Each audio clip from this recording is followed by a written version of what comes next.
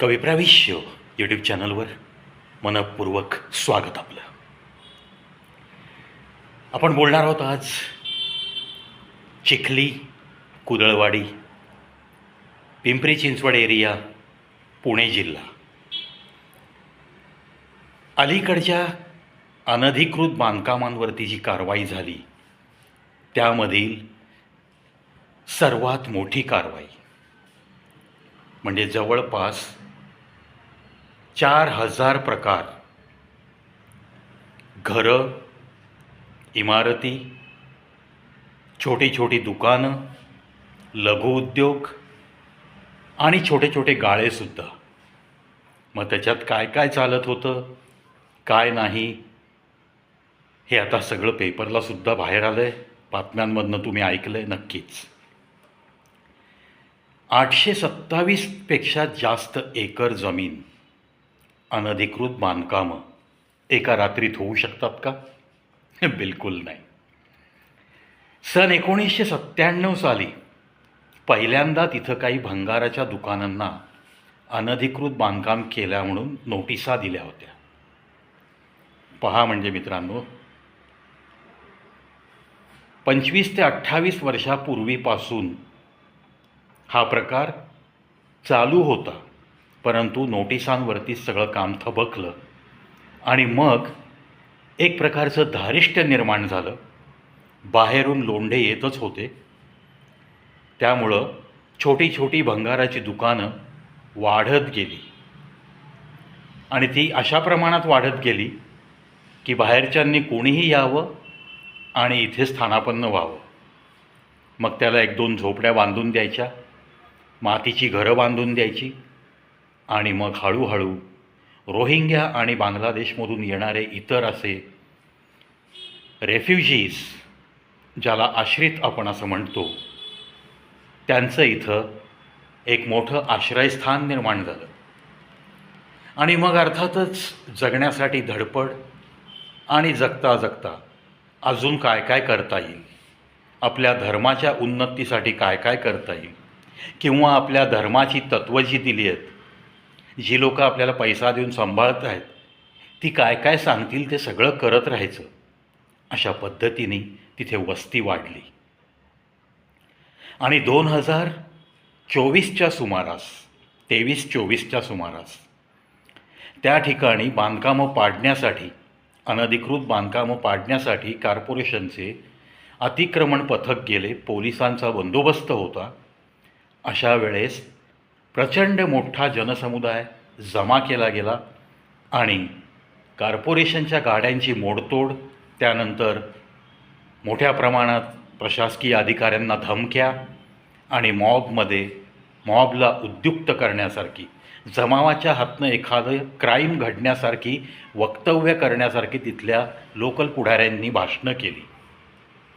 धर्मांधता त्या प्रत्येक भाषणातून डोकावत होती. अर्थातच ती कारवाई न करताच प्रशासकीय लोकांना परतावं लागलं.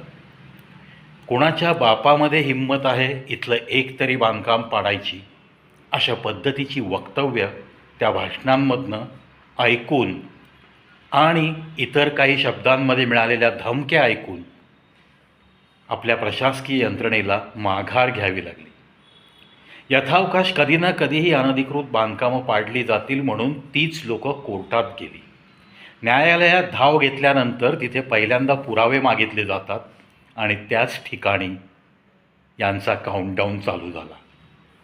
यथावकाश प्रशासन बदललं, शासकीय नेते बदलले, त्यानंतर धडाडीचे आमदार लांडगे म्हणून त्यांचा तो मतदारसंघ, त्यांनी थोडा विधानसभेत प्रश्न उचलून धरला आणि कोर्टातली केस ती पण निकाली लागली. प्रशासकीय यंत्रणेला बळ मिळालं.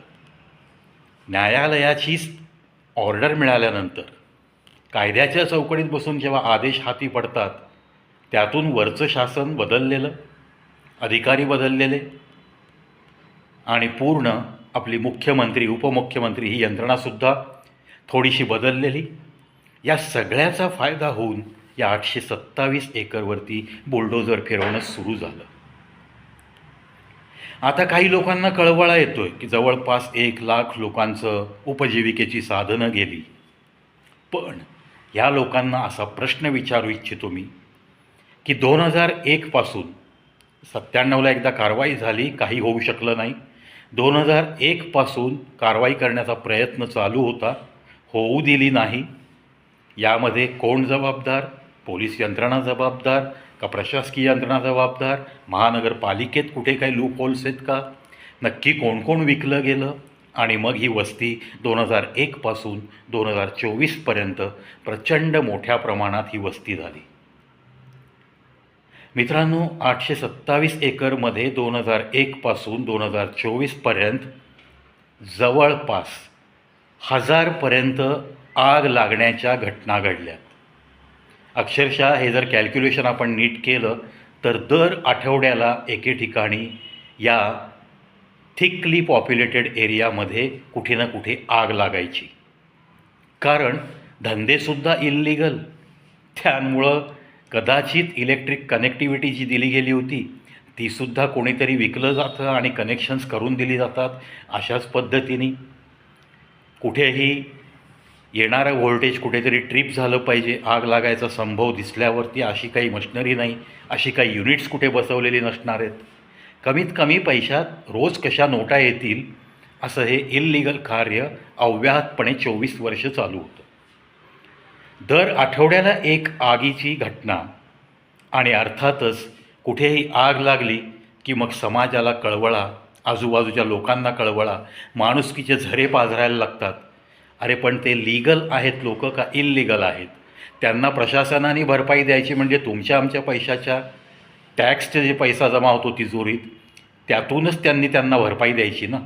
म्हणजेच इल्लीगली तुम्ही इथे वस्ती करा, 2-4 वेळा आगी लावा वस्तीला, तुम्हाला त्या प्रित्यर्थ दुसरीकडे कुठेतरी लीगल प्लॉट मिळू शकतो.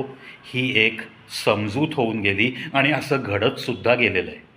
उदाहरण वांद्रे, मुंबई या ठिकाणी झोपडी बांधायला परवानगी नसताना 2 मजली झोपडी ती वाढवली जाते, आगी लावल्या जातात आणि नंतर मुंबईसारख्या इतक्या मोठ्या महानगरात कुठे ना कुठे छोटासा प्लॉट मिळवला जातो, त्या ठिकाणी ती 10-12 लोक राहायला जातात.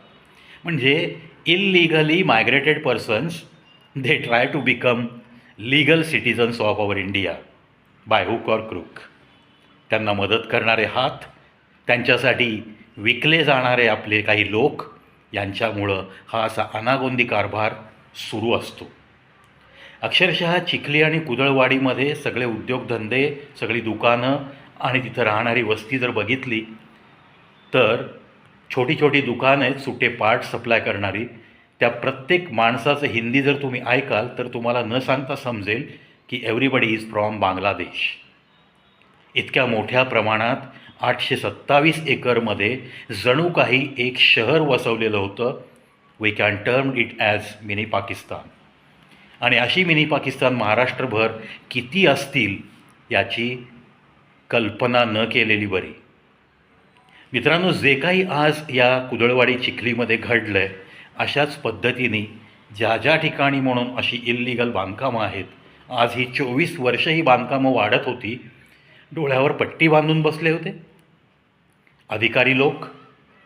सामान्य माणसाला साधं 1 फुटाचं बांधकाम कुठे काही जास्त झालं तर त्याच्याकडं नोटिसा येतात, धडाधड माणसं येतात, ते त्याला कंपेल करून पाडायला लावतात.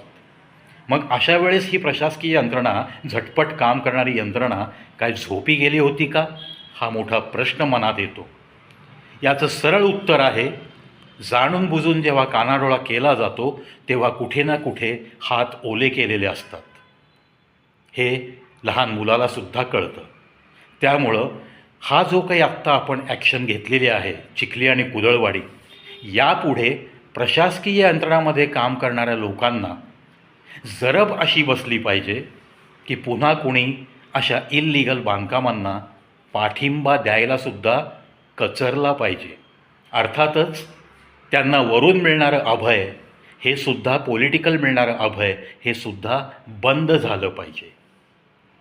म्हणजेच थोडक्यात राजकारण्यांनी आधी सुधारलं पाहिजे, नंतर मग प्रशासकीय यंत्रणा आपोआप कडक होत राहते. आणि मग सामान्यांना असा होणारा त्रास, सामान्यांच्या टॅक्सचे पैसे असे नको त्या लोकांच्या डोक्यावर बडवणं, या सगळ्या गोष्टींना फाटा देता येऊ शकतो. मित्रांनो, कुदळवाडी आणि चिखली येथील आमदारांचे मनपूर्वक मी अभिनंदन करतो. लांडगे आमदारांना असंच धैर्य प्राप्त हो आणि त्यांच्या मतदारसंघात तसंच त्यांच्या आजूबाजूच्या मतदारसंघालासुद्धा अशा पद्धतीने अभय देत, अशा पद्धतीने कामं करण्याची एक प्रोत्साहित प्रवृत्ती निर्माण करत नक्की या पुण्याचं, पिंपरी चिंचवडचं काहीतरी नक्की भलं व्हावं, याच सदिच्छेसह या व्हिडिओत इथंच थांबतो. अशी अनधिकृत बांधकामं होऊ नयेत यासुद्धा याच व्हिडिओत प्रार्थना करूयात. जय हिंद, जय भारत.